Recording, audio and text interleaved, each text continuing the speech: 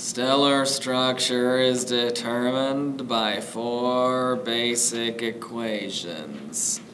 And brown dwarfs don't do fusion, that's for other things. Red giants, that sort of thing, our star.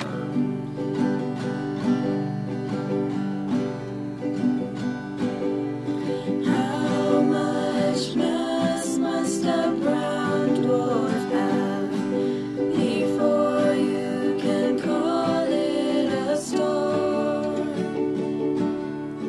How many years till the main sequence sun finds fusion?